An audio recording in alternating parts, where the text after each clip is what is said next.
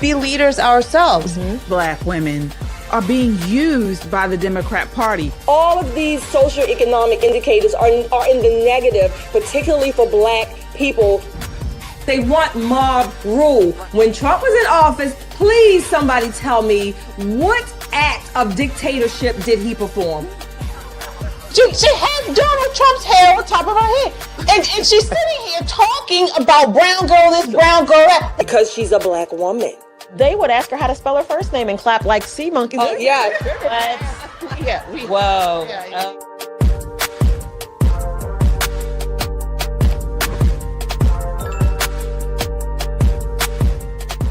Why aren't more people outraged? I don't get it. I gotta share with you, I don't get it. These folks are monsters. They're criminals. They murder. They sexually assault young women, minors. And you know what the Democrats want to do? Let's release them in your communities. And let's celebrate the criminals. Let's villainize the ICE agents and celebrate the people who are raping your children. That is crazy. And I'd love for the media, just find one parent for me, or any responsible citizen in this country that actually thinks that's okay. I mean, I would love to talk to that parent. I really would. They're criminals and they're killers. And Democrats are fighting right now to keep them here, to shut down ICE, to call off Border Patrol, and to let these folks stay in America, in American communities, in your communities. That is disgusting. What is wrong with these people? Wow. Yeah. Whether it's illegal immigration or violent criminals wreaking havoc in our cities, one thing has become crystal clear. The left no longer believes in enforcing the law. And at least not when it's politically inconvenient. Folks, good morning, good afternoon, good evening to you all as you watch this broadcast. It's time for Pop and Politics. I'm KJ along with Nicole. How are you doing tonight, Nicole? Hey, everybody. I'm so glad I made it. I just made it by like that much, but I made it. Good. All right, folks. Shelly's here, but she's having some technical difficulties, so she should be on in just a moment. But we have so much to cover tonight, folks. This is probably one of the most important shows that we've done in a long time because we're chronicling a lot of stuff that is actually affecting us directly. So before we light this fire, folks, do your part. If you come in, tap that thumbs up, smash that subscribe button, and turn on your notifications. We are live here on YouTube. If you're on the go, you can catch us on Apple Podcasts or Spotify under the name Pop and Politics. We love our chat. You guys are awesome. Oh my goodness. We had a good time yesterday on yesterday's live with the chat. So folks, we love you. We shout out every super chat. So drop your thoughts, show your love, and join the conversation that the mainstream media wishes didn't exist. This is not just a podcast. This is a movement of God-fearing, truth-seeking, America-loving people that value freedom. Stand with us and subscribe so we can amplify this rallying call for freedom. All right, Nicole, let's set it off. What did you think of that representative? That was Representative Lisa McLain, and she was going off. Well, she's saying common sense, what everybody else is thinking. But the part that the Democrats, the liberals, aren't saying out loud is they can't afford for their base to be deported. They can't afford for the people that they've worked so hard to get into the country, to get, to vote illegally, to get welfare and other social services. They've spent so much time and money. This is not with illegal immigration. This is not like a 2-3 year thing. They've been working on this plan for decades, and they're almost at the finish line. They're almost there. And now the gig is up. And so they're going to fight us for it. And I'm telling you, they've got the right ones because everybody's fired up about it. I'm so looking forward to the Supreme Court decision that later on this summer about birthright citizenship. I think that will help tremendously to right this ship. Absolutely. Absolutely. Shelly, thank you for joining us. It looks like you got everything fixed there. I Technical don't know. I tell difficulty. you what, this shows we are so dependent on technology. Can't live with it. Can't live without it. I tell you so. Yep, you're right. You're right. All right, folks, again, as you come in, hit that like button. It helps to get this video out in front of a wider audience, and subscribe. If you haven't done so, what are you waiting for? It's community like ours. We really got amped up right around COVID, and we needed one another. We needed one another to inform each other because the mainstream media wasn't doing it. And so this is why it's important to support independent shows like ours, because folks, we got to continue to make sure everyone's informing each other. All right. Let me see here. And don't forget our merch. Nicole has on her beautiful shirt there. Let's see if you can see. Yeah. Way back here, popping politics. Let me tell you, I discovered something wonderful today when I was looking for more merch to buy, because I'm filthy rich in my other life. But they have fanny packs and crossbody bag. Get in here. So if you're not a t-shirt or sweatshirt or hoodie person, you can get a throw pillow. You can absolutely get the crossbody bag. I'm telling you, it was the purchase for today. It was so exciting to see. There are socks. There's anything that can cross your mind is available in our merch store. And this is the way that you connect yourself with like-minded individuals.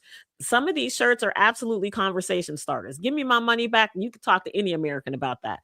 I don't know any American that's excited about overpaying their taxes only so Somalis can buy property in Kenya. Nobody's looking for that. If you want something cute for your office, get yourself a mug. You can be cute, and people say, oh, popping politics. Yeah, wink, wink, nod, nod. And you can get us some more subscribers that way too. So that's always a good look. And can I tell you, it drinks good wine. A coffee mug that you put wine in and it just hit the way it's supposed to. These mugs hold good wine. We know, we've tried it out in the studio. These are great pieces of merchandise. Get them now so you have all of your A250 stuff ready to go. Absolutely. Absolutely, folks. Also, if you can't get enough of us, we are, as you all know, we're Poppin' Politics. We are on the Metro Conservative Media Network, the platform here. And we have other shows. All right. We have our brother show, Just the Guys podcast. They're on every Saturday at 6:30 p.m., bringing you a male perspective on how communism and Marxism are infiltrating every area of our lives almost. All right, check them out. Just the Guys podcast on Saturdays at 6:30 p.m.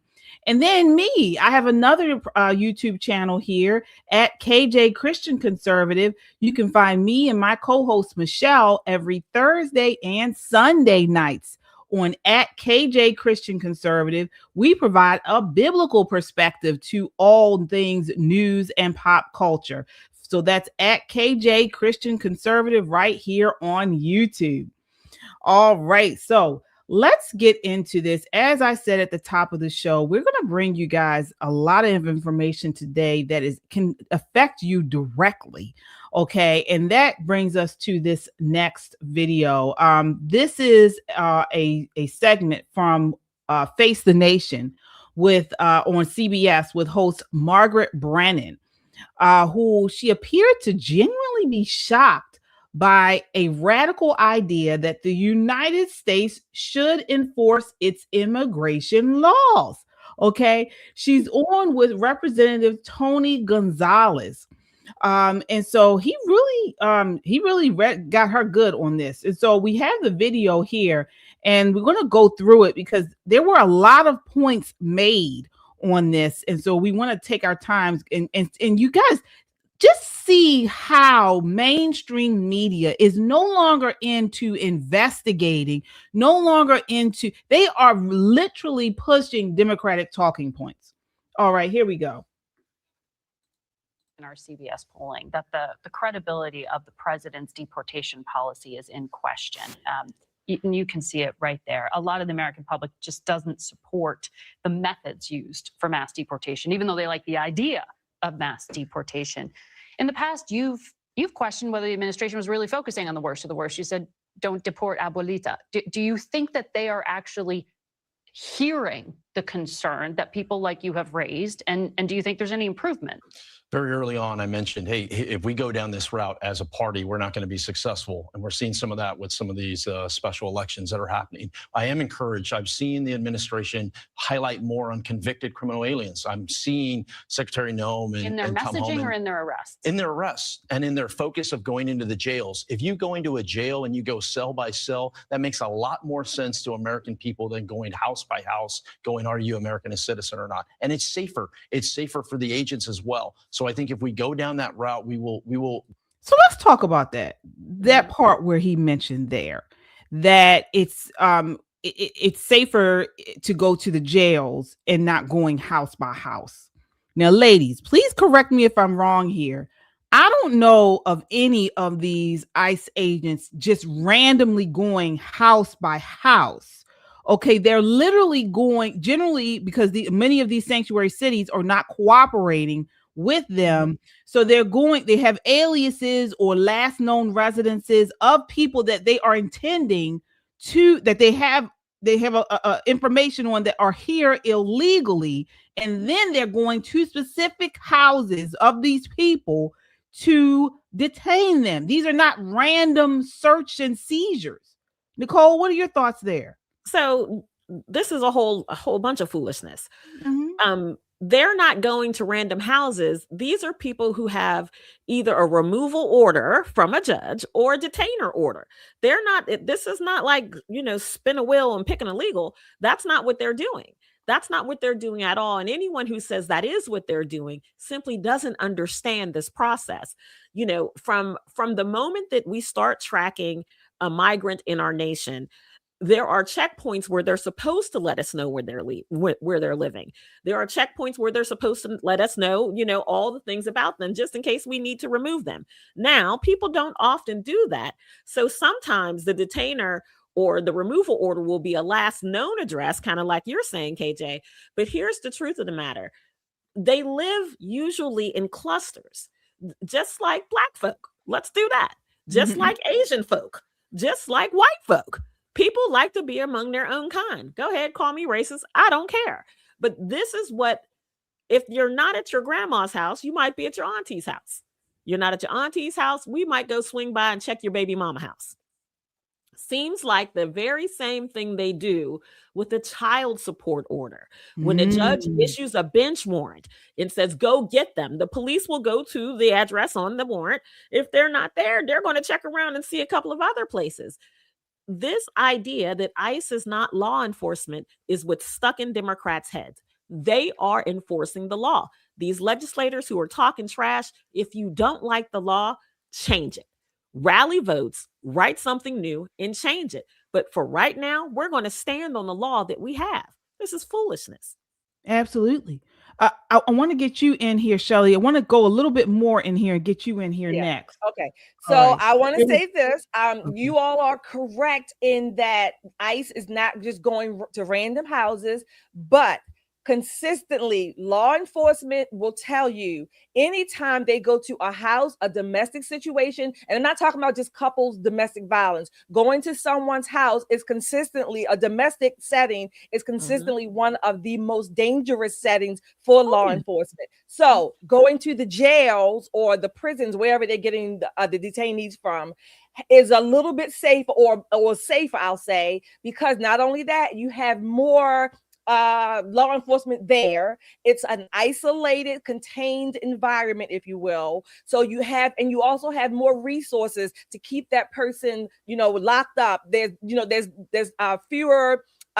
There's less space, if you will, for that person to flee. Going to someone's home, even if they're not doing it randomly, which they're not, also puts more of the ball in the law enforcement's court to control the environment a little bit better. I think that's what he was maybe intimating. Maybe he kind of conflated the two, if you will, but I think that's what I'm going to give him grace or give him the benefit of the doubt there. I don't think he was, at least not in that particular statement. I don't think he was trying to make talking about Brennan. Brennan was insinuating that they're just randomly going to house. Okay, really? yeah. Okay, right. But this this representative, whoever, I forget his No, name. no, I wasn't. Yeah. So that's what I I want wish to you add would have that to corrected her. I yeah, wish I you want to would add that have. to the picture. Okay, Yeah. yeah, and that's with any law enforcement. Like Right. when Nicole said, if you have a warrant or if you have a detainer, whether it's child support or you're here illegally, they're going to go to your least your known residence, and if that's not you're not there, they go to other residences. Absolutely. So yeah, But okay. So remember, going to anyone's residence in general is a very risky, dangerous, absolutely. more dangerous. So I think that's what I guess that's what he was trying to convey to her. Yes, Jails and prisons are safer for the officers. absolutely. It's safer for the criminal as well, right? Or the illegal person. They're going from one custody to another custody, and there's no chance for anything to happen. There's no reason to tase you. There's no reason to pepper spray you. It's simply a transfer of custody from one entity to another. It's much safer. But if we're not arresting them, if the locals aren't arresting them, we got to do what we got to do. Absolutely. Well, here he goes for a little bit more. Oh, sorry. Oh, let's see. All right. The other part of it, too, is talk about legal immigration. The president has mentioned this many times. Last week, there was 65,000 work visas that he signed off on, where he goes, you're not invited to this country if you come in illegally, but if you're here legal, we encourage you to come, do it the right way. Well, I want to talk about that again in a moment, but just to pick up on what you mentioned in your home state, you saw this stunning win by Democrat Taylor Ramett in what had been a reliably red district. And in fact, one of 26 state house seats that have flipped from Republican to Democrat nationally since President Trump took office. This wasn't a one-off, in other words. And in the Texas press, there's a lot of focus on the Latino voters as having really swung back or swung to the Democratic Party. Why? What's happening? People are anxious. Is it the deportation policy? It's some of what's being portrayed, and one of the things I think is very effective for the administration is for them to highlight the people that they're deporting, put them on the website, show them, and go, these are the folks that we're coming after. I would argue the Hispanic vote is what gave us, the Republicans, the House, the Senate, and the White House. And if we want to keep that long term, we do have to make a shift, not necessarily in policy, but in communication. I mentioned this earlier, a communication liaison of someone saying, hey, this is what we're doing, working with others, so it's not just a surprise. Prime example, San Antonio. We have a new ICE facility built in San Antonio. A lot of people are anxious. They don't know what's happening. This is $125 million that's coming to the community, have 1,200 jobs, and after it gets established, there'll be another 125 million with 325 good paying jobs for our local community. But respectfully, in the past, you have said this isn't just a PR problem. You actually looked at the numbers and found that it was not the worst of the worst in those detention facilities. Right. It's not a PR problem. It has to be. It is a policy problem. It has to be a policy. And what I am seeing is they are going after the worst of the worst. They're talking about we're going after the worst of the worst. The part I think we can improve on is communicating with the local municipalities, those that don't have an idea, and be able to go, no, that you have a seat at the table. We want you to have a seat at the table. Even if it's different, even if it's a different conversation or a different ideology, you should have a seat at the table. So that way your citizens know what's happening in your community. All right. So this one, I don't know. I don't like her. To me, these people are not consistent. All right. And they don't. You would think a lot of reporters are supposed to give the whole picture of what's going on. Now, as Tom Homan has said countless times, they are going after the worst of the worst. However, because they have to go into the interior, meaning the neighborhoods, if you are there and you're illegal, they may take you too. Am I right, Nicole? Absolutely. It's like, okay, you go into a bank to arrest a bank robber, but you see a guy that's wanted for rape while you're arresting the bank robber. You want to let him go? Are you serious? That's not how law enforcement works. They don't just enforce a particular law. They enforce all of the law, all of it. And they just can't seem to wrap their mind around the idea that this is the law. And when I hear people like Margaret Brennan, the pushback is, you had the White House for 16 years and did not change this law. You had the House of Representatives. You were neck and neck in the Senate and did nothing to change the law. Now, Margaret, I wonder why that is. Because you are running people in this country without consent, without following the law. And now that the law that you refused to change for 16 years is coming back to bite you in the butt, suddenly you can't read. Suddenly you have no understanding or cognition. What I hated about this particular segment with Gonzales and Brennan is that he's too weak. Whoever gave him his debate prep did not tell him how hard he needed to come out. Because here's what we know about Margaret. All you got to do is chin check her one time and she backs all the way down. But if you do not, she will run roughshod over you like she did in that segment with him. I thought so too. I was like, is this me? I thought so too. Shirley, what are your thoughts here? Look, we've known for a long time that our media, particularly the legacy media, mainstream media, they are biased. Okay. They pretend that they're not. It would be much better if they just own their bias. Then we wouldn't have to kind of figure out where they're coming from, when they're coming from. They are biased. They don't want the laws enforced, particularly under Trump. They just don't like Trump. So no matter what he does, no matter what Tom Homan does or doesn't do, they are not going to, I guess, go along with it. Okay. Right. Nicole, you're right. The laws are enforced. I thought of an example. When I'll use your bank robbing example, expand on it. If you're in a bank and the bank is being robbed or some other crime, when the police bring everyone out, what do they tell you? Everybody come out with your hands up, right? I mean, they know that everybody's not guilty, so to speak, or not a criminal, but everybody comes out with the hands up until you are cleared, okay? Any false moves, you can be taken down, whether that's with a firearm or physically. But if you any false moves, it tells the officers that you are maybe putting someone else in jeopardy, okay? You're not necessarily cleared yet. Same thing. If you are in a criminal environment, you're going to get swept up until you're cleared not to be. So again, the media is biased. They have an agenda. This is what they've been doing, and even more so under President Trump. They don't like him, period. They certainly don't want these laws enforced. They refuse to acknowledge all the deportations under the Obama administration. As many millions as he made, then Biden brought them back in droves. So they're not going to admit that. They don't want to admit that. So if they do, they would have to at least say a mea culpa. This is what we need to admit, and this is why this is going on. Yeah, here we go. Let's continue here. So Trump was not the first president of the United States to detain children. Sure. You have this facility, though, in your district, Dilley, and that is for family detentions. That's where little 5-year-old Liam Ramos from Minnesota was held before a judge, that's the picture of him there, ordered him released. He was ordered released because his family has a pending asylum claim, a legal process. He had entered with U.S. government permission through a process that the Biden administration had deemed legal. The current administration does not, the CBP-1 app. Liam's father gave an interview to Telemundo, and you read the transcript. He's talking about this 5-year-old. He's not okay. He's waking up at night crying. He's worried he's going to be taken again. It's psychological trauma, according to the father. And the administration's still trying to deport him.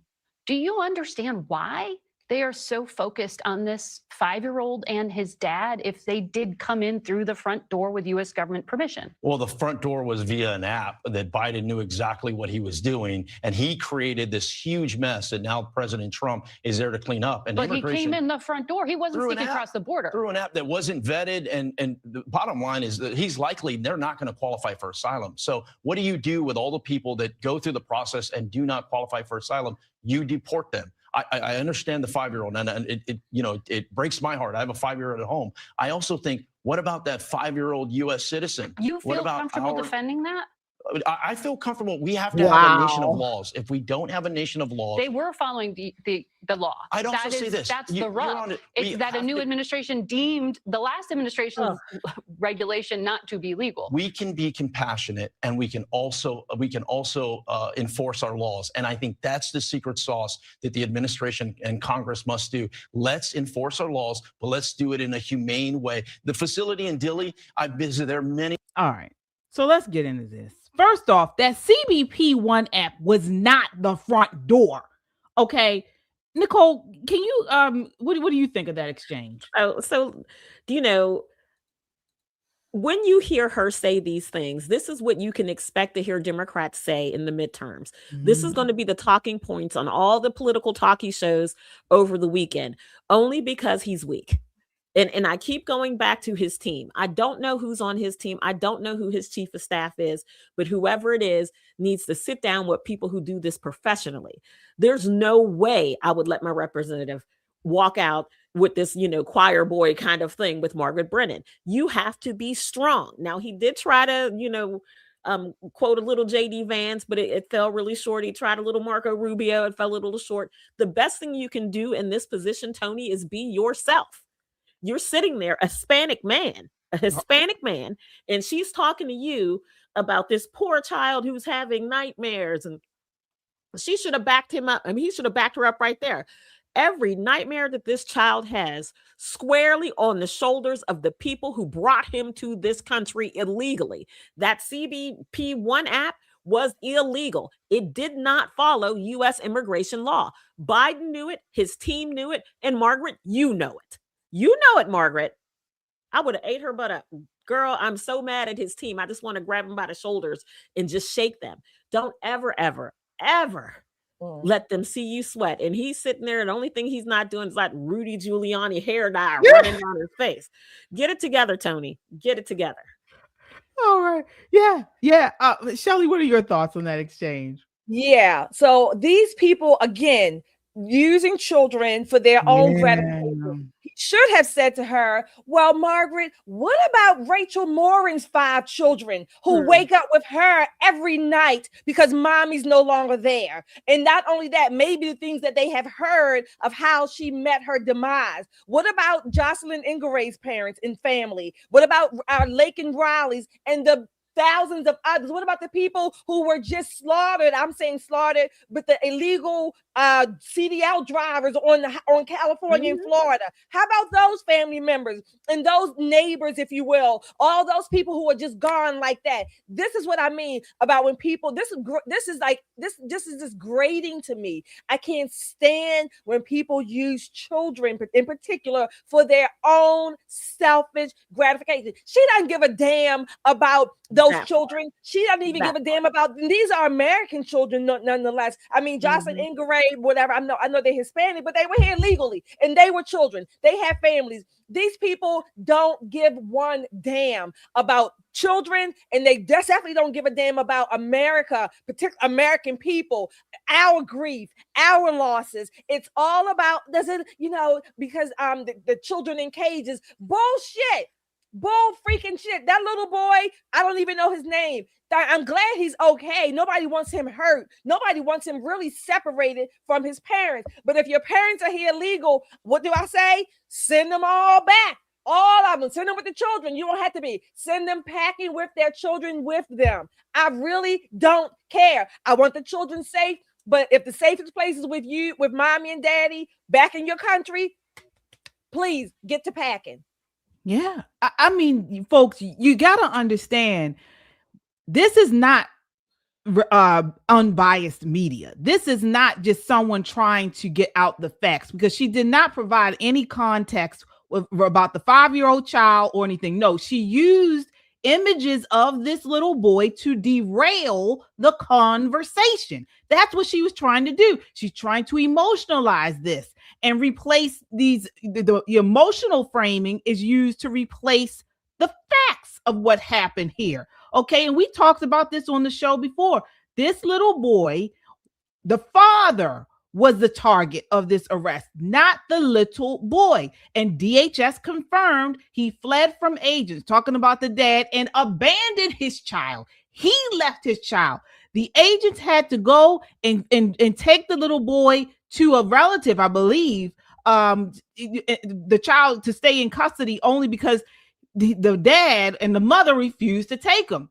So the agents went back to the house, and I believe there was a woman who answered the door. And I guess because she was in fear of her legal status, she would not take the child in. Okay. So why didn't Margaret talk about that? All right. We don't hear anything about that. No, because she's trying to paint a narrative for the Democrats. Same thing with this CBP app. Okay. The Biden administration unilaterally deemed the app legal. This is what he was trying to say. Okay. And then the Trump administration came in and reversed it as unlawful executive overreach. Okay. So I don't like how they're doing this. I really don't. This debate is not about a child. It's about whether America still believes in the rule of law. Okay. And this is what pretty much the show is about today. The rule of law. We're talking about illegal immigration in this instance, but we're going to talk about actual criminal law in a minute, and how the is manipulating and just failing to uphold the laws. All right, we got some supers here. My producers are ringing that bell. We have Carl Martin. Thank you for your $5 super chat, Carl. He says 23, yes, Marines, and 15 law enforcement officers. Again, you ladies are on point. We mostly obtain them in lieu of a traffic infraction. Talking about the illegals. Thank you, Carl. Nettie, thank you for your $5 super chat and for being a member of our Freedom Club. I finally got here in time for the live stream. I love you all so much. Yes, you did. You did. Jane, thank you for being a member of our YouTube and our Freedom Club member. Thank you, Jane, for stopping by. All right, everybody, you know what you're supposed to do. Hit that like, share, and subscribe right now. And go ahead and just share this link. Send it to your enemy. Send it to your family, your friend. Just go ahead and send it out. I mean, if it's your enemy, they're probably going to look at it because they're going to wonder why she's sending me this or why he's sending me this. But just go ahead and send it to them. Yeah, absolutely. One last comment on here. I see Margaret commented, I feel it's going to hurt us for the midterms. I'm actually kind of nervous about that too. Just real quick, what do you think, Nicole? I think it is all about messaging. It is all about messaging, but let me tell you, we are a good what's this, February? We're a good 9 months out. So 9 months ago, what was the hot story? Anybody? Raise your hand if you remember. What was the scandal 9 months ago? Right. We're too far out for this to make any difference to anybody. When we think about bringing up old things, if a Democrat who's running for the midterms brought something up that happened this month, people would look at them like they're crazy. In Trump time, 9 months from now, we could have Greenland. We probably get a little Iceland, maybe pick up a little Russia. As quick as this administration is moving, there's going to be a lot of things, good and bad, that are going to happen in between now and then. We can really start concerning ourselves with messaging and what things look in the midterms in the summertime. When we get to July and August, that's when we can kind of see, you'll see much more things coming out of the White House. You're already seeing those things. They are already putting out, they look like little trading cards of the criminals, the criminal aliens that they're picking up with their crimes. So they're already ramping up, but you'll see a significant push as we get closer and closer to the midterms, because right now we're too far out. We're too far out. So this is still going to look like the wild, wild west of people. People are going to say, oh my God, it's making me nervous about the midterms, because you'll hear the mainstream media going over and over again. We're going to beat them in the midterms because this is happening, because that is happening. You can't even remember this kid's name from last week. So 9 months from now, it's going to be a wash. Again, in 9 months, and you say Renee Good, people are going to be like, oh, was that the girl who tried to bake a cake or some other foolishness? The world spins really fast. Political time, 9 months is a lifetime. It's a lifetime. Very well said. Well, very good points. Shelley, what are your thoughts there?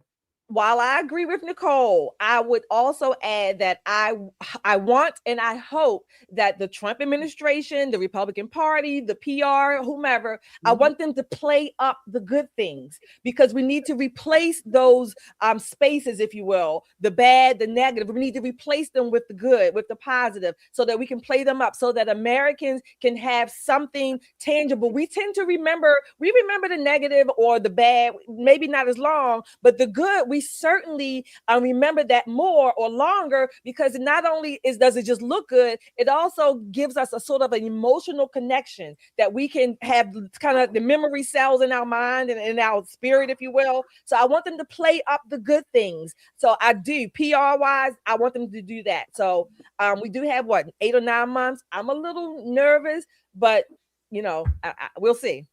Yeah. All right, folks, sound off in the chat. Let us know what you think.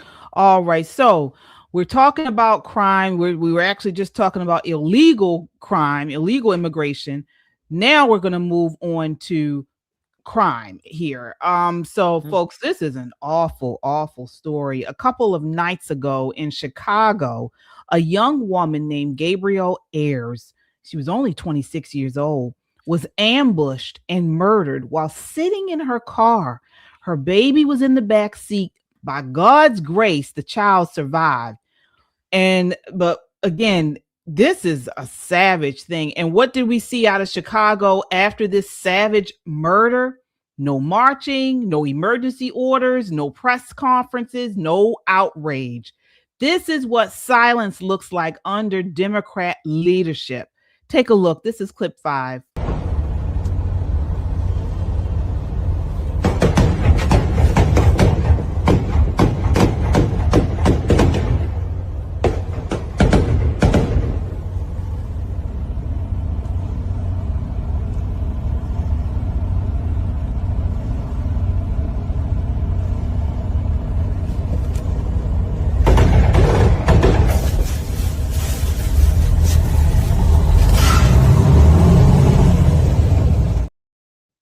My Lord.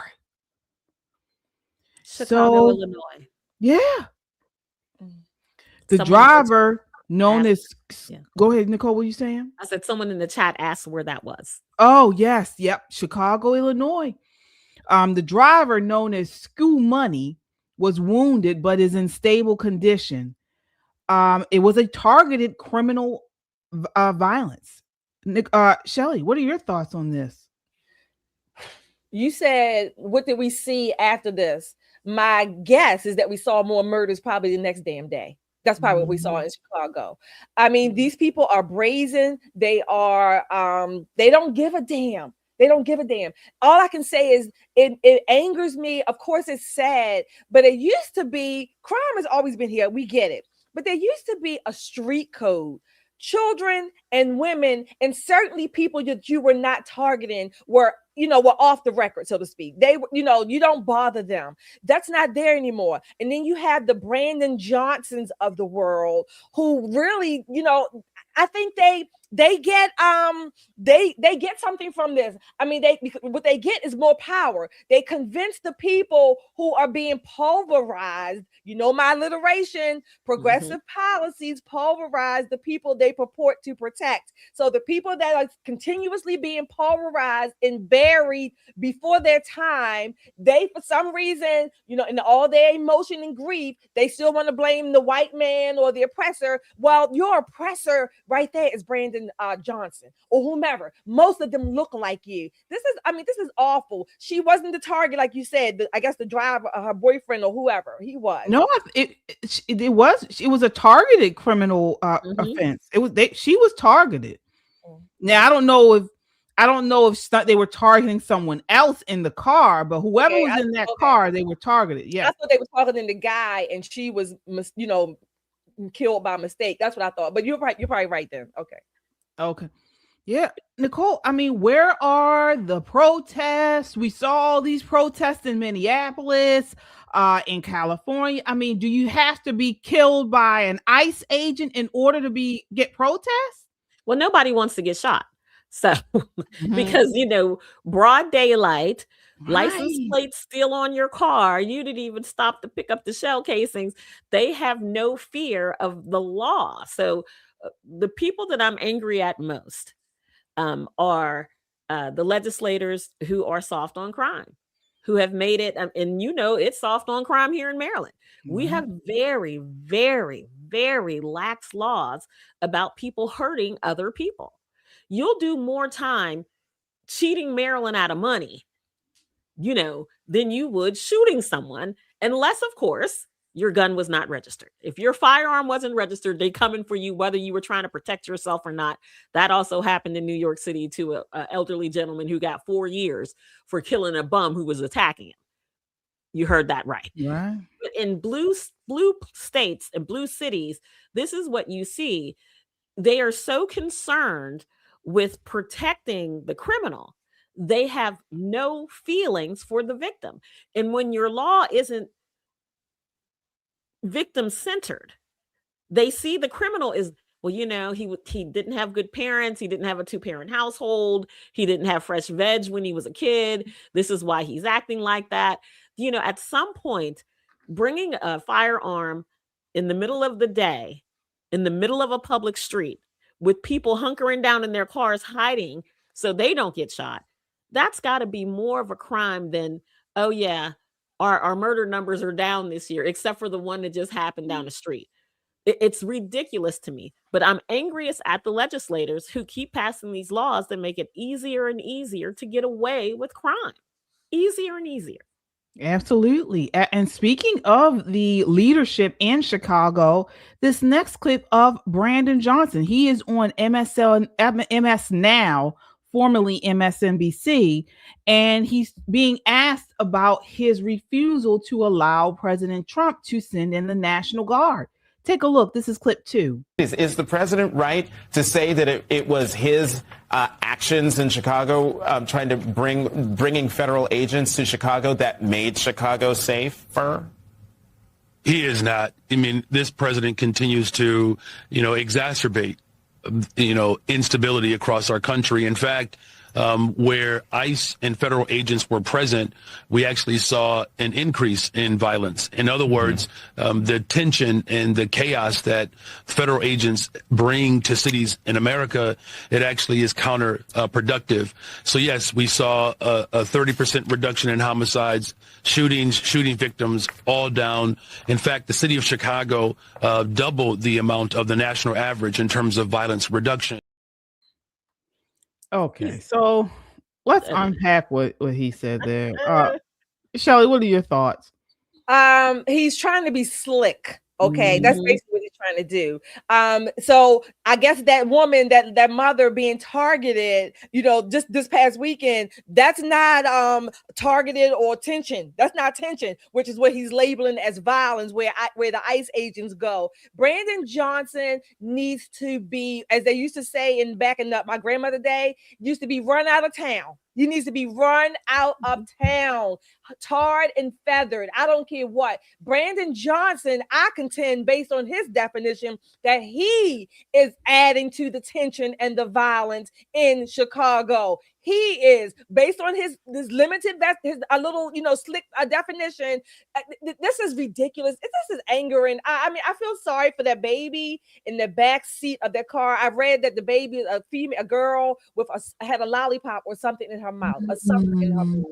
I mean, Brandon Johnson's of the world. I don't understand, except that I do. It's for their power. What I don't understand is why many people are still suckered in and believe that they are working for their best interest. That's the part I don't understand. Yeah, Nicole, what are your thoughts here? Just the opening scene, the quote unquote journalist, even the way he asked the question, so one of the things that I like to do when I know things are about to go left and there's nothing I can do to control it, is I like to watch politically. I like to watch election night over again. Not the election night that I did, because it's hard to watch yourself, right? But the election night that everybody else did. And he was on, I think, CBS, if I'm remembering correctly, the journalist, and he cried real human tears. Oh, yeah. He was beside himself. He had a whole bitch fit. You hear me? He was hissy fitting all over the place. So every time I see him, my mind immediately goes to that moment where he was like, America, I'm so ashamed of you. What are you thinking? We're thinking that we've had enough of the furries. We're thinking we've had enough of men and women's bathrooms. We're thinking the country has swung in the wrong direction. And the question that he asked Brandon Johnson should have been different. It should have been a different question, saying, okay, President Trump has sent the troops in to help. Whether you like that or not, it's helped your city. What else do you need to do so people don't get shot in broad damn daylight in the middle of the street? That's a legitimate question. Not this, gay bro thing that they have going on. That thing just kind of bothered me as a Black woman. Again, I guess you could call this the Nicole Bennett racist hour. This whole thing is bothering me. It just rubbed me the wrong way. And as a short aside, KJ, if you give me just a moment. Peter Yeah. is my first name. Congratulations on cheering for me so I can breathe. Oh. He had a happy moment when he was eating breakfast thinking about me and my Trump RX. Let me tell you, $300 off. Are you kidding me? Oh, absolutely. Oh, Absolutely. yeah. Every minute of it. And thank you, Peter, for the good vibes. Absolutely. Yes, folks. Yep. Yeah. That's a good note to end on, to transition on a positive note, because this is just heartbreaking. It is heartbreaking. And I fear that we are starting to get numb about it, because Chicago has been a mess for a very long time. And even though the numbers, the murders have gone down, they're nowhere near where they should be. According to the crime lab at the University of Chicago, crime exploded in 2016 after, of course, the Ferguson effect, and the McDonald video backlash crippled police morale. We saw this all over, and even here in Baltimore. Then from 2020 to 2022, we had the BLM riots, COVID lockdowns, and a reimagining policing turned Chicago into a war zone. So homicides hit 805 in 2021. 805 homicides. That was the worst since the 90s gang wars. All right. Now, there has been a recent drop starting in 2024 up till 2025. Again, we've seen this nationwide. So this is a nationwide trend. But look, they still had 417 murders last year. Okay. So, I mean, that's still a disgrace. Wait, so that's the lowest since 1965. Can we flip back just 30 days when we had a gang of elementary school children jumping on a pregnant woman in Chicago? Go ahead and tell me it's safe, because we can do that all day. We can call event after event after event after event. He wants to prove Chicago is safe. Him and his family need to drop their security detail, right?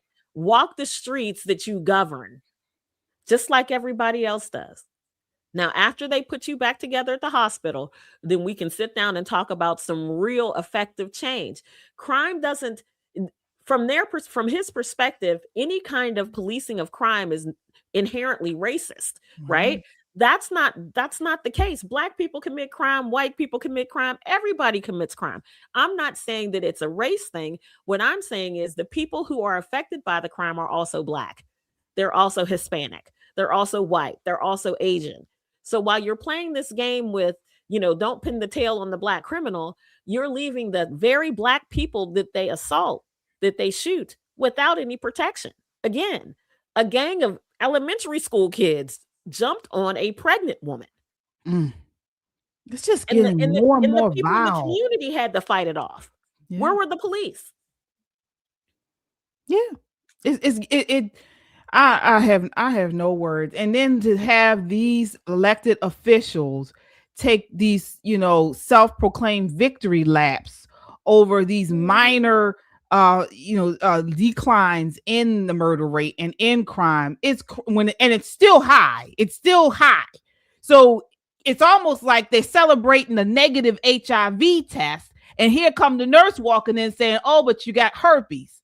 All right. So Chicago, y'all got herpes. You got herpes right now. No, you don't have HIV, but you have a nasty case of herpes. So it's ridiculous. And folks, we just gotta continue to keep these people, the victims in prayer. Exactly. Can we focus on the people who need to put their lives together? Many of these people in blue cities, particularly across the country, they have imbibed this victim mindset.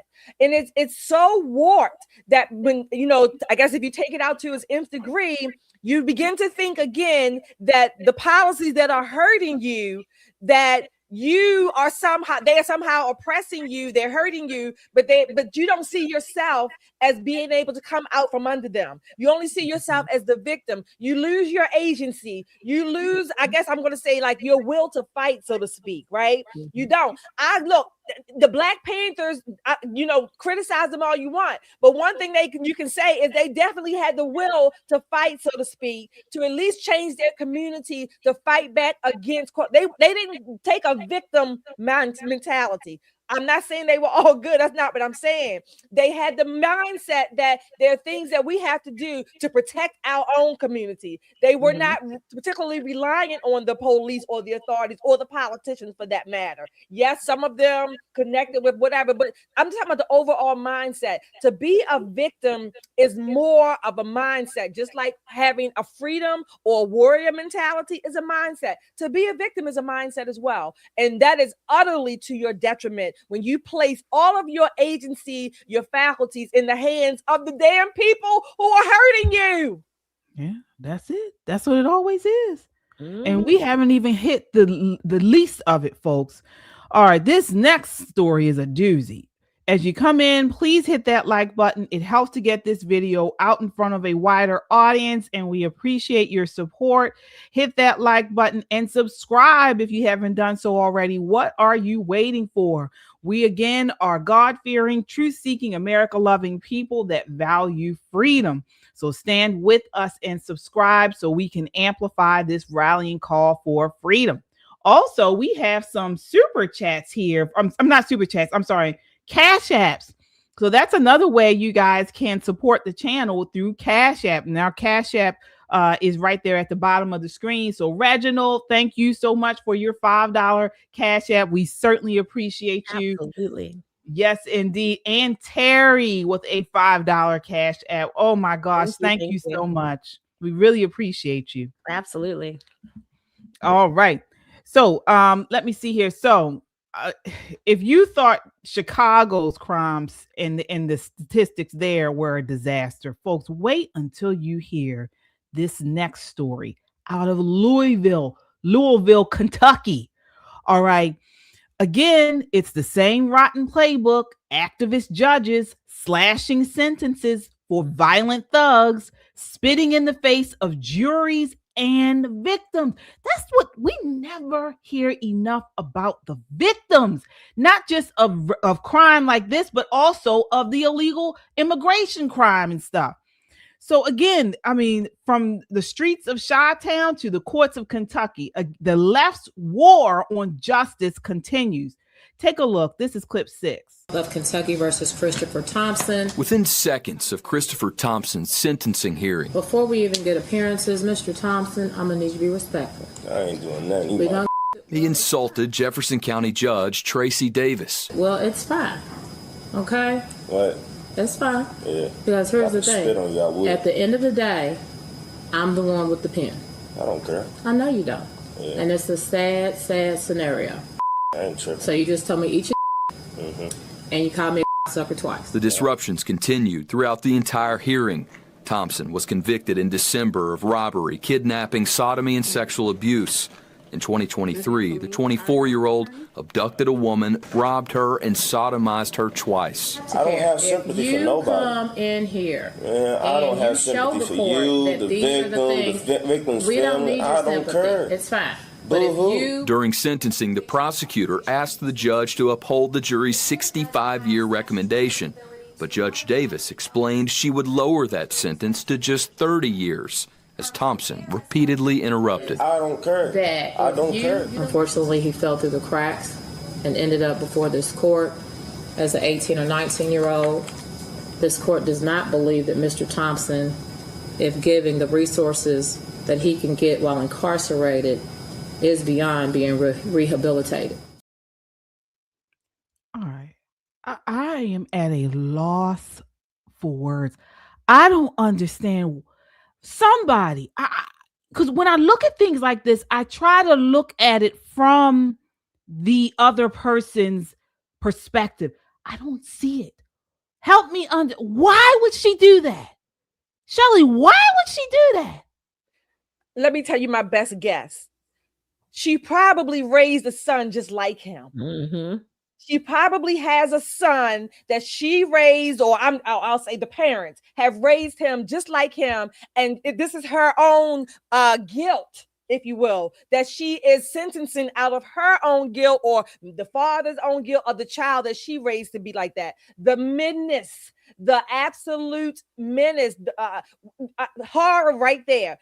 I mean, she's afraid of him. She's afraid of him. You know how they say she's afraid of him. What she sees is the son that she raised. Well, why would she let him out in 30 years? It's out of guilt. It's out of this misplaced, displaced empathy, guilt, false guilt that she's going to allow. And he probably won't even do 30 years because he's relatively young. He probably won't do 30 years. You're going to have her because she has been so lenient, it's going to allow his defense attorneys to write all kinds of appeals on his behalf to go before the parole, the good behavior board, all of that stuff, and get early release, good credits, whatever. And this menace will be out again probably before before our children graduate from college.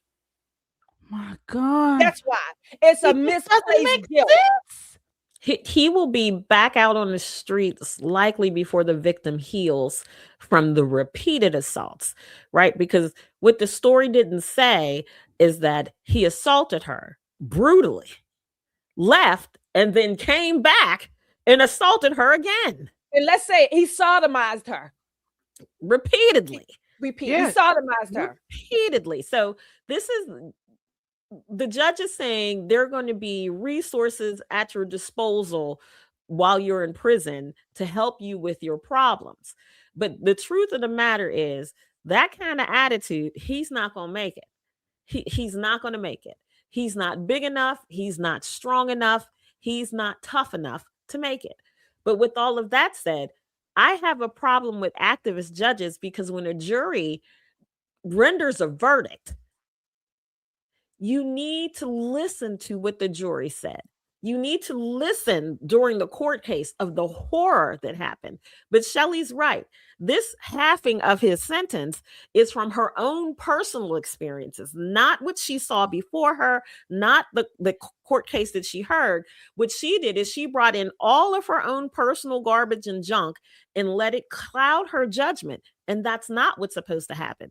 She's supposed to be a purveyor of the law. She's supposed to say balls and strikes. You know, things are admissible, not admissible. And then there's this range of punishment that she can give.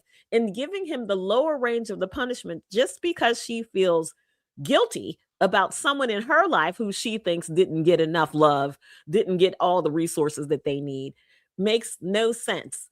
Because this young man, and I'm using the word man lightly, this young man already told her what he plans for her.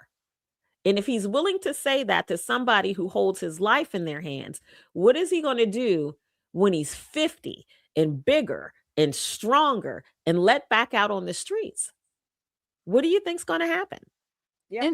And talk about what he did. So wearing a ski mask, he forces his way into the stranger's car at gunpoint in South Louisville.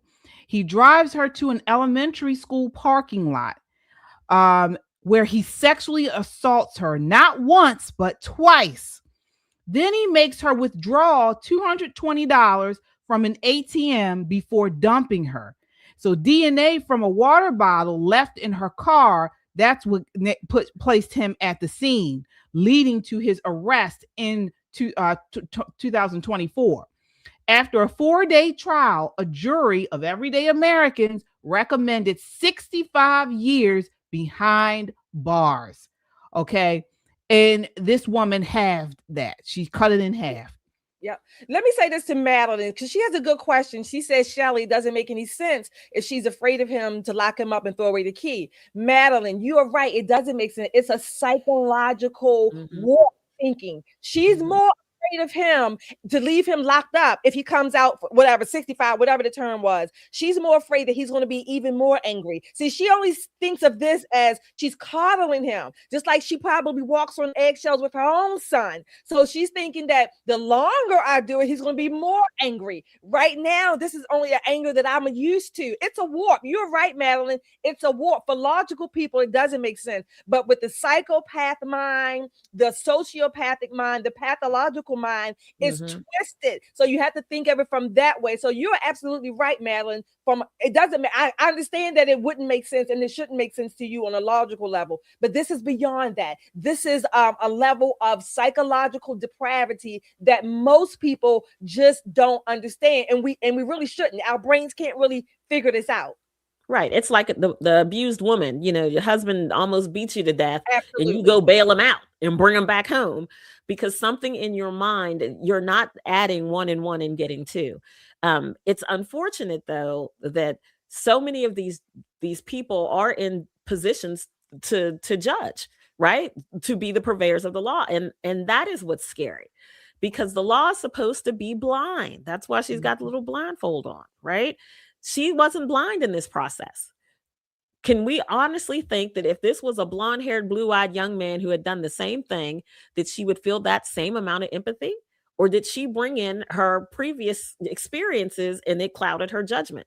This is what's so very scary about having activist judges on the bench. It's bad enough to have activists on your jury. Now you got to deal with the jury and the judge. It's almost unfair to a point that it's laughable, that it's comical. The people who took a look and a listen at all of the evidence, took a look and a listen to this young woman whose life has been changed forever. Her life has been changed forever and ever. Not for 30 years, not for 62 years. Her entire life is different. Yeah. Her entire life is different. Yeah. So how do you make that right for her? Yeah. One more thing I want to add to this conversation. I know we're not going to get into it, but this also goes to the discussion. I forget how old that beast was, but young people we're in this debate, even in Maryland, about should juveniles be sentenced as adults depending on certain crimes, or some people say, they're too young, they can be rehabilitated. But let me tell you all this. There is a level of psychopathy, sociopathy, pathology of the brain, of the mind. There is a level that cannot be rehabilitated. And my contention is, particularly with murder, I would say, rape in general, if you will, but murder, I don't care how young they are. If they commit murder, I don't care if they're 16, 15, they can go to jail for life as far as I'm concerned. Yeah. Let mommy and daddy bring them all of the goodies, commissary card they want. That's just my never to be humble opinion. But certainly something like that should never see a pavement, a free street, walking on the street as a free person at all again. I think this reminds me of, and this reminds me of a couple weeks ago when we were had the clip of the researcher who was talking about how feminism and women have really done a horrible job in our law and in justice system, and particularly someone like her, because many times they have this so-called compassion. All right. And you combine that with the activism that we've seen, particularly from the leftist women, and it is just diabolical. Okay. It is diabolical because when these judges play activists, they substitute feelings for consequences. Mm-hmm. And look what she did. I mean, she's going to let go. This guy is going to come back into the community, and 9 times out of 10, he's going to be a nightmare. Not only that, but let's not just look above this case. Okay. Reduced punishment. What does it tell other criminals? The system is weak. There's no consequence to this stuff, or consequences are negotiable. All right. And it emboldens crime. We start right here in Baltimore City. For what? 10 years, we had a social justice prosecutor here, and crime was through the roof here in Baltimore City. Then when she was not voted back in, we have a new prosecutor, all right, and he's not playing around, and he lets people know if you do the crime, you will do the time. If you get caught with a handgun, you're going to get mandatory sentencing. And we saw that the crime has decreased. So this has an effect. Well, so what do you think this sentence is going to have on that town or that area? Or the other young men who feel like, I can commit this crime. I'll just be smart enough not to leave a water bottle behind. you know, because there's something, I don't want to say evil about what she did. It's evil. But there's something absolutely demented about what she did. Absolutely. I mean, the victim is in the courtroom. Are you serious? Yeah. You know, compassion in and of itself, even compassion, let me say it this way, even compassion has been bastardized. Because compassion in the right place at the right time in the right circumstances is a good thing. It's a beautiful thing. But it has been bastardized just like any other institution has been, and compassion has been too, particularly, of course, by many females or any feminine, if you will, a feminized culture, so to speak, I guess. Right. This guy right here, he's a nightmare. He's like the Freddy Kruegers, if you will. He doesn't give a damn right now, so it doesn't even matter if other people are watching him. He's in that courtroom, leaving a water bottle is of no consequence to him. He's told that judge what he would do to her right then and there. Yeah. Oh, and like yes, compassion can become evil when you have compassion without truth, without boundaries, and particularly without justice. It doesn't heal. It doesn't heal our communities. It doesn't heal society, and it can become evil. And that's exactly what we saw here. This bitch needs to be. They need to press charges against her. That's what they need to be recalled. She definitely needs to be recalled. And let's talk about her. Okay, so she again, Louisville is just another blue city. All right, but she actually has a rap sheet. So let me see here. So she was born in Germantown, Kentucky, DuPont Manual High grad, University of Kentucky finance degree. She opened her own firm, but then she was fired in 2018 amid a sexual harassment scandal under her ex-director, Ferdinand Risco. What is it with these whores, man? I mean, these whores not only... And you guys may have me, not only do they mess up relationships and things like that, but then they do things like this. They always connect it with nonsense. All right. What does it mean? She was fired. I don't understand. From her own firm? That's what it says. She said in 2018, amid a sexual harassment scandal under ex-director, it was under a director, Ferdinand Risco. She was a compliance officer, but allegedly didn't report his targeting of women. Okay, so I apologize. Oh, right. So it wasn't her. She didn't report. Okay, so she's been covering for again, exactly bad behavior. Her whole Right. But, there's something that happened to her when she was young, and I hate to say that, and that's no means of an excuse. But generally, when you see women who are overly forgiving of men who assault women, men who harass women, something has happened to maybe a man that they loved who was harassing women, and maybe he got locked up and she feels some kind of way. I don't know. But what I can tell you definitively, she needs to be recalled. The good people in Louisville, Kentucky, and she's in a position to do something about it. She's in a position to make things right, if you will. She's in a position. She's not making it right. No, I'm saying she is. So with all of her warpedness, she's still adding to injury to insult, if you will. Yeah. Well, folks, sound off in the chat and let us know what you all think. This story has gone viral, folks. I mean, it's gone all over. Yeah, social media, and people are upset, as they should be, because we never hear about the effect this has on victims. We never do. No, people don't care about victims anymore. They, no. people are at the point where they're like, well, rub some dirt on it, have a sip of water, and walk it off. I mean, some things you can't walk off. There are some things you can't walk off. This wasn't him stealing somebody's car. Right. And that's a horrible crime, because you go looking for your car and it's not where you left it. That is a bit traumatizing. But he physically injured someone smaller, weaker, and unsuspecting while masked, right? And assaulted her repeatedly. And then once she thought it was over, he assaulted her again. I mean, that is the stuff of nightmares. This is why women have guns. This is why women carry bear spray and knives and lock all the doors and windows and have a dog and all this other stuff.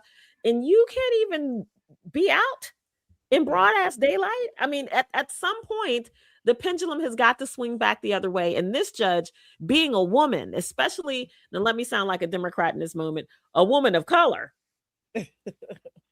is hitting home for some folks. It really is. Yeah. I will say this, to the credit of those prosecutors, and based on the jury decision, the jury verdict, if you will, 65 years or whatever the term was, I'm pretty sure they had some excellent people to testify on behalf of that victim because she was sexually assaulted and abused or assaulted. I'm pretty sure they had some good forensic people, medical people, whatever, crime people. It sounds like they did, and they were able to educate the jury on her injuries, things like that. But the judge just basically overruled all of that. Yeah. Well, and we're told to unite. We are told to we all need to unite with each other based off of race. This is what we are told the left wants us to do.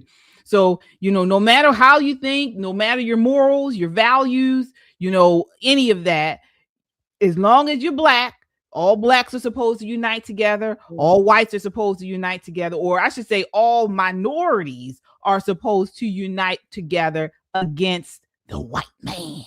Take a look. This is clip 1. I always tell people the day the Latino, African American, Asian, and other communities realize that they share the same oppressor is the day we start winning.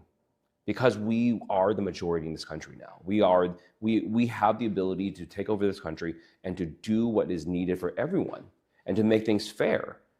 But the problem is our communities are divided. They're completely divided. And I talk about. Okay. So that was a clip from December of 2024. Podcast shows Texas Democrat. What in the world is wrong with Texas these days? Texas Democrat Jean Wu, who chairs the House Democratic Caucus, calling on Latino, African Americans, Asians, blue Smurfs, anybody with an inch of color, all right, to recognize their common oppressor, all right, and leverage their numbers for equity. All right. Nicole, what are your thoughts on that exchange? Well, first of all, Mr. Wu, you and I don't have the same oppressor. The Chinese Communist Party is not after me. Let's do that. That could be your oppressor, but they're not oppressing your everyday average American. Listen, this is absolute Democrat bullshit. And it's something that is not new. Again, they go on these podcasts and they throw this stuff against the wall to see what sticks with the people. This did not stick. But the new thing that you guys will hear is the word BIPOC. Black, Indigenous, people of color, right? This is them trying to lump everybody into one big bowl to go against the big boogeyman white man. It is absolutely obscene. It flies in the face of everything that we know that works in this nation. But again, as we talked about at great length last night, this is their game plan. If they can flatten the world, it works for them. So let's not be flat. I know there are some people who are white who have white guilt. Let me go ahead and forgive you now. You go with God, you're forgiven. Good luck. So now you can stop being guilty and you can think like a rational person. If you'd like to come on the Nicole Bennett Power Hour of Racism, welcome. Call me racist if you want to, but this Chinese man is a damn lunatic. He's absolutely out of his mind. But this is what they want. They want to take all the minorities and use them against the big bad white man. And I think this is a horrible, horrible phenomenon. And this, if you're looking for something that's going to cause trouble in the midterms, that alone is going to cause trouble in the midterms for Democrats. All right. Shelley, what are your thoughts? Well, number one, we know race is the biggest trope that can be used, and they will use it. That's number one. Mm-hmm. Number two, this goes back to my point of I'm sick of people immigrating to this country. I think he was born in China as well. Right. Yeah. 1978. Sick of them coming here and then trying to make our country like the damn hellhole they left. I'm sick of it. This is why I want to get rid of dual citizenship. If you're not born on this soil, again, we got to deal with the ones who are born here that are just loony. But I don't want you to come in here and then you get an office that tax dollars have to pay for, and then you're going to try to tear it down to make us like the damn communist country that you just left. You couldn't talk that crap over there in China. You wouldn't be able to talk that. Your ass will be either underground or put under the ground, one or the other, okay? I'm sick of it. Sick of it. Renounce your citizenship to America and take your little ring back to China. Ooh, oh my God. Well, okay. I agree. Nicole and Shelley Racist Hour, right? Yeah. Oh my God. At home. We're good. Yeah, I agree. And this is why, we talk about this a lot on KJ Christian Conservative. This is one reason why they hate Christianity, because we know as daughters and sons of the King, there isn't anything to do with race. Racial identity is not something that we focus on as followers of Christ. We get our identity from Christ. Okay. And then secondly, this is why they don't want nationalism. They don't want us to be patriotic. This is why they hate MAGA. Okay. Because MAGA was quintessential make America great again. We love America. We were all coming together, no matter your skin color, whether you're in the city or the country, whether you were on the East Coast or the West Coast or the Midwest. We were all coming together or are coming together for our shared love of this country. Okay. And so this BIPOC crap, it's trying to erase our shared American history. But folks, we gotta push back against this. We know our ancestors all fought together in these wars. We built this country, and we cannot let them divide us, because once they divide us, that's when they win. That's when they get in. That's when they're able to tear down our institutions and everything that really makes this country great. Okay. So as Nicole always says, we're about to celebrate 250 years of America. Let's celebrate together. That's right. We got some super chatters that are celebrating with us. All right, you guys.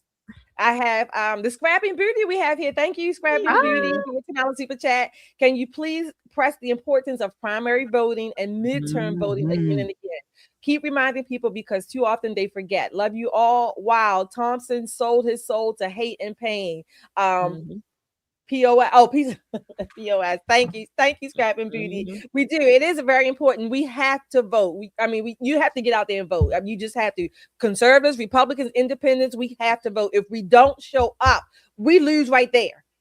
Right. Yeah. Carl Martin, thank you again, Carl, for your $5 super chat. Here's why we need the super maximum prisons built in Greenland. Right across from the Russian supermaxes. Let's do that. 3 equals 1. Thank you for your $10 super chat and for being a member of our Freedom Club. 2021 Tidewater, Virginia. My 29-year-old nephew was killed in front of his 4-year-old boy. Wow. 20-year-old did the same to his mother's boyfriend the previous night, and he was mad that my brother didn't agree to a 10-year sentence. Wow. I'm sorry. That's horrible. That's a lot. That's absolutely horrible. Yes. Wow. Ooh, that's heavy. Yeah. Yeah, that's a lot. I'm sorry that happened. Yep. Same here. Yeah. Wow. So I was going to make an impassioned plea for you guys to buy some merch for Crunch, but maybe next segment, right? I'll catch you guys next this segment. Boy, my goodness. I'm so sorry. I know it's heavy. It's heavy tonight, you guys. But we want to bring all these news stories to you as they came today, or as we found them today, because they were important. And as we said at the beginning of the show, this stuff can affect all of us. I mean, how many of us go to the ATM or getting gas? I mean, this was a random assault that happened to this lady in Louisville. Same thing in Chicago. Well, Chicago was targeted, but still, there were other cars on that street. Anybody could have gotten hit by a random bullet or anything like that. I mean, this is crazy that we're talking about this kind of violence in America in 2026. Oh my gosh. You would think we would become more of a civilized society, and this kind of stuff, this type of violence, we wouldn't be talking about. We would see it less of it.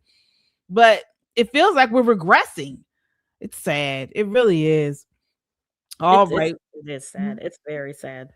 Yeah, folks, we got to continue to pray for one another. That's what I always go to. Pray for one another. Keep your family and your loved ones and your friends lifted up in prayer. Because honestly, I don't really think it's going to get worse. It's going to get worse. So, and as Shelly says, what is it? Strap up. Oh, I haven't said, yeah. Stand up. Stand up. Strap up. Show up. Speak up. Right. Yeah. All right. Speaking up, we got to bring you this final segment of the night. So you all know we're here in Maryland, in and around Baltimore City. And the Baltimore City Mayor has been all over national news, folks. He's in trouble. Not only is he in trouble for corruption and alleged missing taxpayer money, to include his wife. See, this is another situation. So if they come and arrest them, they have children. They better find somebody for those kids to go where to go. Now they're legal. And this will be an excellent example of how if they are arrested, okay, the police will come and say, you need to make arrangements for your kids, or they're going into DCFS. Yeah. That's what they do. So let's say they put his kids on the news. God forbid. All right. But it is a real thing, folks. And now the DOJ is also looking into the Baltimore City, his administration, for other types of corruption and crimes. But we're going to focus on this crime connected to his wife's nonprofit. Again, we're talking about the Baltimore City Mayor, Mayor Brandon Scott. Take a look at this video here. All right. Where it kind of lays it all out. Mayor Brandon Scott is in some trouble. See, his wife worked at a nonprofit called Be More Empowered. That nonprofit received over $100,000 in taxpayer money while she was employed there. $80,000 of that money came one day before the couple actually publicly announced their relationship. The nonprofit is now delinquent in taxes, failed to disclose her salary, and was sued for not paying rent, and has stopped operations. Even when reporters asked questions about the $80,000 contract, it couldn't be produced. Even when they tried to reach his wife, Hannah Scott, she blocked them on LinkedIn. When reporters asked the mayor's office where the money went, radio silence. So this isn't just bad optics. According to nonprofit experts, this is a corruption scheme with red flags everywhere. Let me walk you through exactly how this works and why it looks so corrupt. Let's get into it. If I had taxpayer dollars and I said, I'm just going to stop what I'm doing, I would expect that the money providers would be asking me questions, and I would have to be very clear with them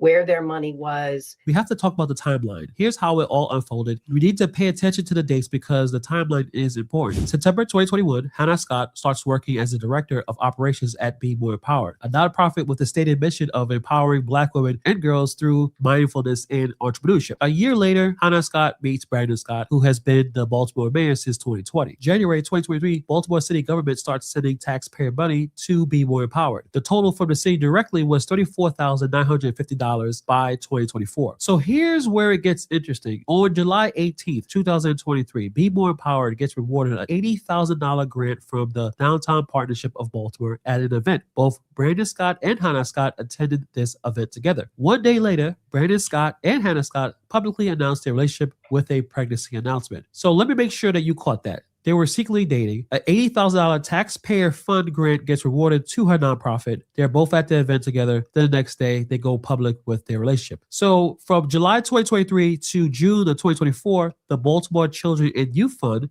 the BCYF, which is 99% funded by Baltimore City taxpayers, sends a $62,500 check to Be More Empowered. So if you look at all those checks, all those grants that was given, it was about $177,450 in taxpayer money flowing to this nonprofit that employs the mayor's girlfriend turned wife. Then next year, 2024, Brandon and Hannah Scott get married. And then a year later, September 2025, Be More Empowered gets sued for not paying rent and announce a organizational pause, which is nonprofit speak for we're shutting down. Hannah Scott's employment at Be More Empowered ends the same month. And here's the problem. No one can account for where the money went. Over $100,000 in taxpayer money. Where did it go? No one knows.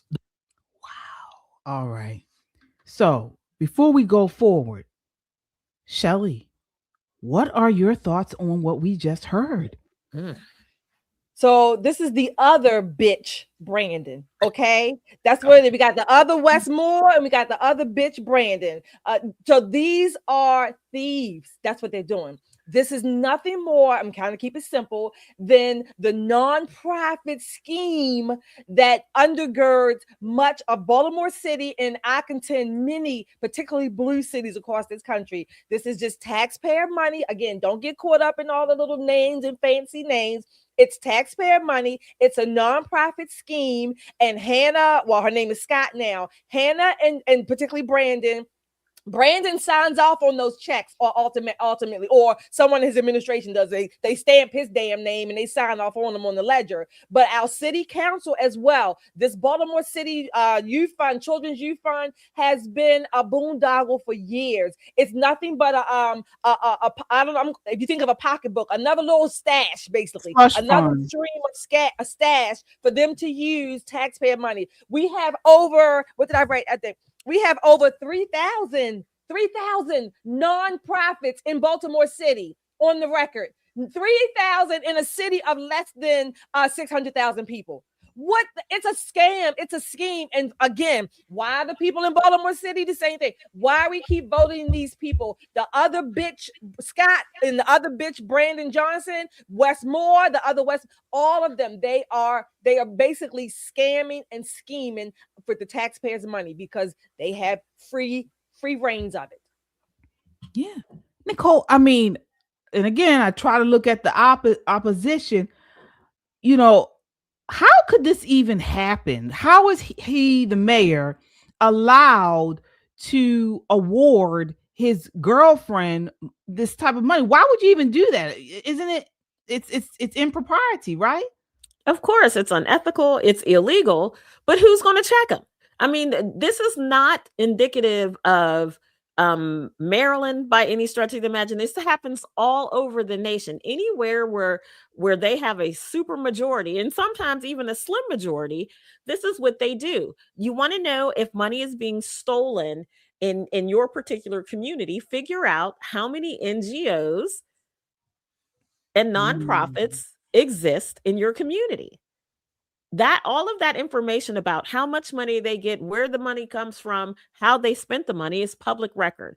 So if you want to know how much of your taxpayer money is being misused and the abuse that comes along with that, let alone the fraud, take a look at that information. If you live in a blue area, I guarantee you're getting raped. I mean, they've got their hand in your pocket up to the elbow, and there's not one thing you can do about it because they all do it.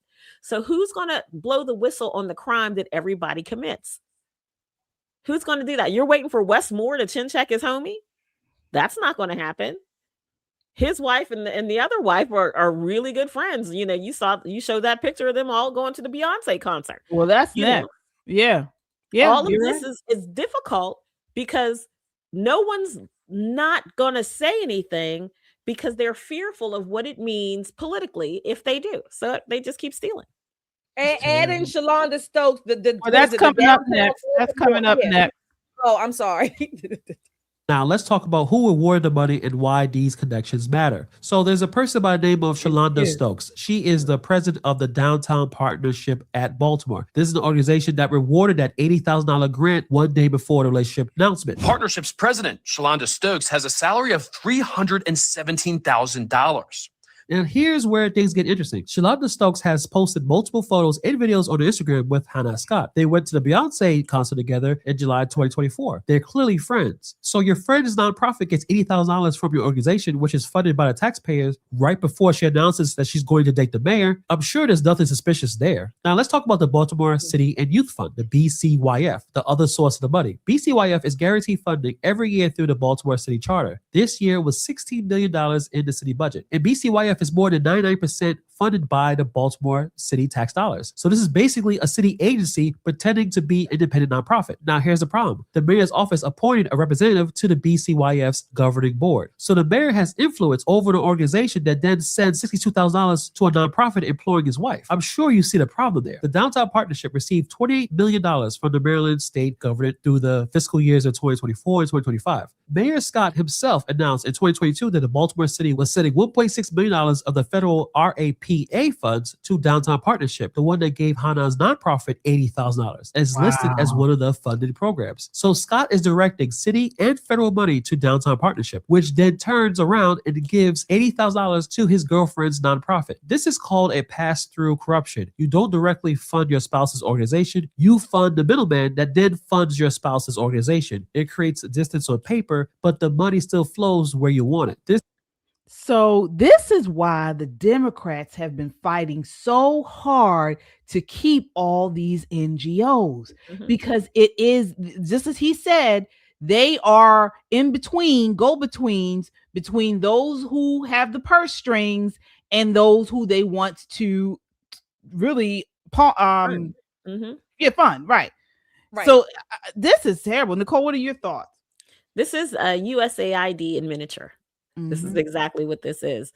But again, if you live in a place and for a very long time, the rest of Maryland has been squealing like pigs about all of the nonprofits that we fund in Baltimore City. They say, oh no, well, we need those programs, and the programs are what's helping the children, and the programs, but you still have the same kids in the same situation. So where's the money going? And asking that, if you live in a Republican part of that state, automatically makes you racist. How dare you question Black folk about the money that they're spending? How dare you? He's a Black man. You can't ask him questions. Oh, he actually said that. Yeah. You know? Yeah. Oh, yeah. Look, he calls the guy on the video, he calls him, it's like a pass-through scheme, which he's correct. But in Baltimore City and many other places, they call them financial sponsors. So what happens is you'll have one nonprofit that's listed as the financial sponsor, and then they pass the money through another nonprofit. Not to mention that the city or whatever, the county, the state, whatever, they're getting all these tax funds. They will send money to the city, to the county or whatever, to the pass-through financial sponsor, who sends it to another nonprofit, who then, again, this is money laundering at its finest, if you will, right? That's why I say don't get caught up with the words and the fancy titles. It's all taxpayer money, city, state, federal. It's all taxpayer money. So you're getting two streams, from the state taxpayer and from the federal level. They go through the pass-through. Shalonda Stokes' organization, again, go downtown Baltimore and tell me what you see. She's been the president, director, if you will, of that nonprofit for years. Been the president for years, and the businesses downtown are closing or already closed. They're boarded up. I mean, many of the restaurants, the nice restaurants, a lot of them have gone. And notice that he mentioned the ARPA funds. Basically, what is it? The PPP, ARPA funds, COVID, all these new funds that were created out of whole cloth during the scamdemic, and we're still seeing the scams that came from. My word was correct, scamdemic from the beginning. And here he goes on now.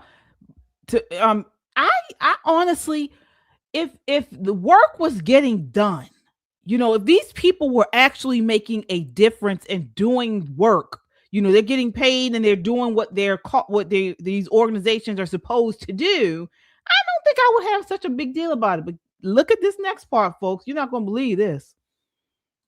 This is a conflict of interest with a lot of red flags. It looks like corruption. But wait, there's still a lot of problems with this nonprofit. Be More Empowered isn't just connected to the mayor. It's also a complete mess within the organization. They're delinquent on tax filings. They haven't been able to file a 990 form for the fiscal year of 2024, which is due to the IRS in May of 2025. That's the basic tax form nonprofits have to file to show what money they received and how they spend it. There is no public information on whether they received more tax dollars, what they did with it, how they use it, no idea. So when you look at Maryland's charity database, you see that Be More Empowered is officially delinquent. Also, nonprofits are required to disclose compensation for key employees. They didn't. We have no idea how much of that taxpayer money went directly into Hannah Scott's pocket. All of it. They also got sued for unpaid rent. See, that $80,000 check was supposed to help them open an office in North Howard Street in downtown Baltimore. They never opened there. Instead, they moved to North Charles Street. Then they got sued in September 25 for not paying rent on that office. The same month they announced that they were pausing operations. And the biggest issue, no contract can be produced. When investigative reporters requested the $80,000 contract from the downtown partnership, it couldn't be provided. So let me repeat that. $80,000 in taxpayer money and the contract could not be produced.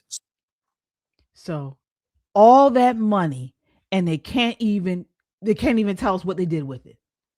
No, they won't tell you. Right. They can, but they will not.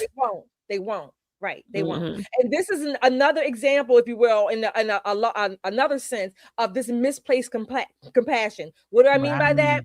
Because people get so, it's a nonprofit. It's for the children. And it's for, Black girls magic. And they need to be empowered and all this crap. And that's I'm sending my money. Not only are they getting private donations, they are getting taxpayers' money. But you sending your little hard-earned coins that you done collected and scraped together every 2 weeks or whatever. You sending them to Hannah and Baby Charm and bitch Brandon.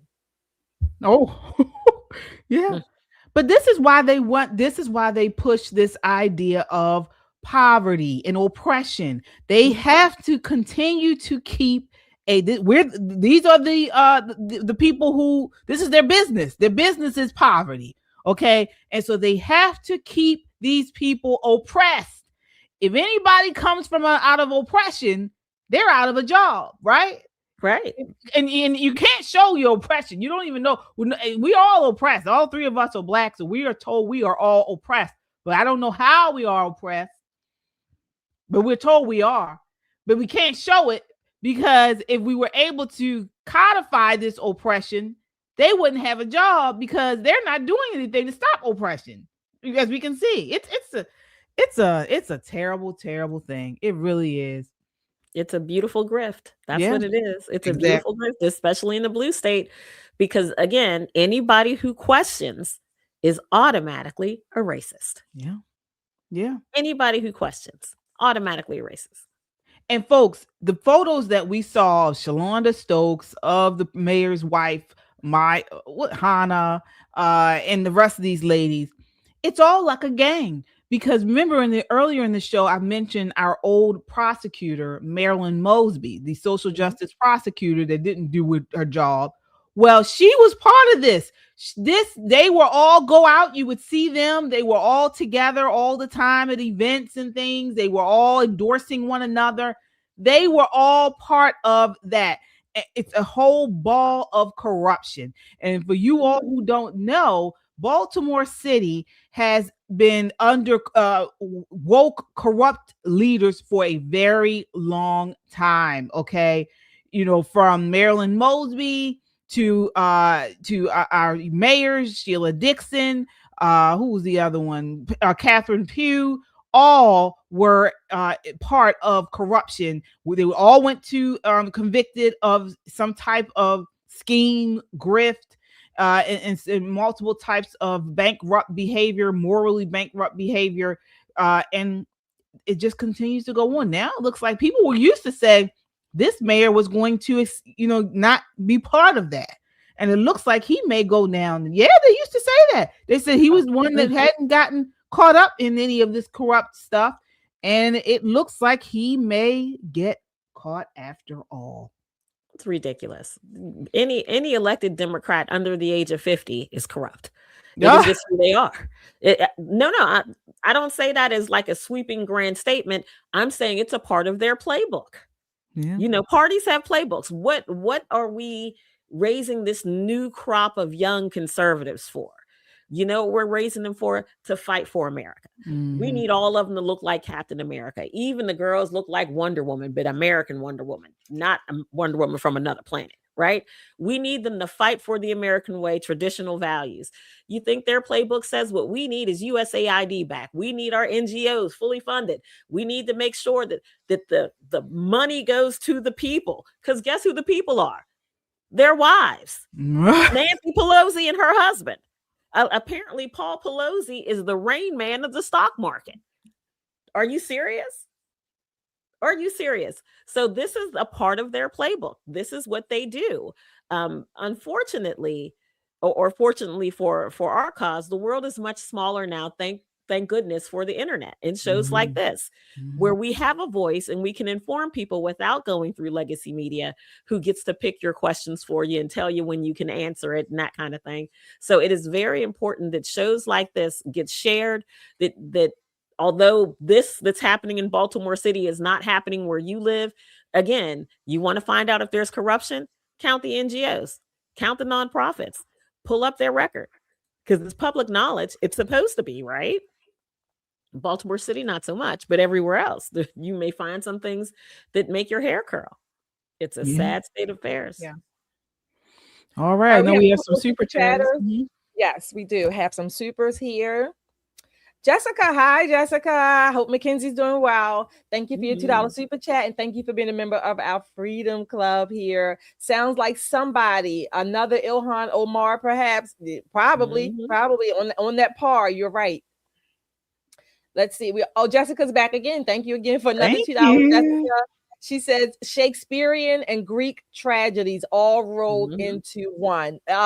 Put it simply, fraud is an industry. That's it. Fraud is an industry. Yeah. Oh, wow. And it's funny we're talking about this. This made the Blaze TV is talking about it as well. Baltimore nonprofit that was run by mayor's wife shut down after getting $100,000 of taxpayer cash. And Soros is involved. They're reporting now. So we got to stay on it. We got to keep following up on it. We do. Yeah. We do. Yeah, and when I don't know. I know we're here in the Baltimore area. I'm gonna try to find out if they have any hearings for it coming up on the Baltimore City Council to bring it up, or maybe go to a meeting and we can bring it up. I just put it on the record, and they have to put us out. I don't give a goddamn. Right. Yes, you are right. You are right. Folks, I do want to just, before we go tonight, want to provide some breaking news. It looks like the account that was Savannah Guthrie. So if you all have been following the Savannah Guthrie case with her mother who was kidnapped, looks like they received some type of ransom note. Well, Fox News is reporting today that money was picked up, I believe. So I actually just had it and I lost it. So there's news going on with that. So we got to keep them in our prayers. Savannah Guthrie, and her mom. Much going on with that case. There's so much going on with that case. You know, I wanna to leave something wonderful, because I know that this has been a super heavy show. Right. Yeah. For those of you who have children or grandchildren that are young, you can sign up today for your Trump account. Oh, right. Go to trumpaccounts.gov, or, you'll never hear me tell people to do this, but okay, in this one instance, go to irs.gov and fill in form 4547 and start your baby's Trump account. So as all of these huge behemoth companies come back to the United States, a lot of them are donating money to go into these Trump accounts, starting with $1,000. I think Bank of America stepped up and put some money up. Elon's going to throw a few pennies at it. And this is money that's going to sit in these accounts. And apparently, I think they're going to invest some of it for 18 years. So when your child gets the age of majority, 18 years, they will have something to maybe help with college, maybe pay for a wedding, God only knows, or maybe roll it over into a 401k and let it continue to grow. But this is the beginning of something new for American children. And it's a wonderful, wonderful idea. It starts today. So sign up now. I've been signing people up all day. Let's go. Give us our money back. Give us our money back. Yes, indeed. All right, folks. We'll be back tomorrow night at 8 p.m. So 1 hour, we'll have half hour behind tonight. So tomorrow at 8 p.m. we'll be right back here on Pop and Politics, bringing you all the latest in news and pop culture. All right. Until next time, folks, count your blessings and live a life of purpose. Good night. Good night.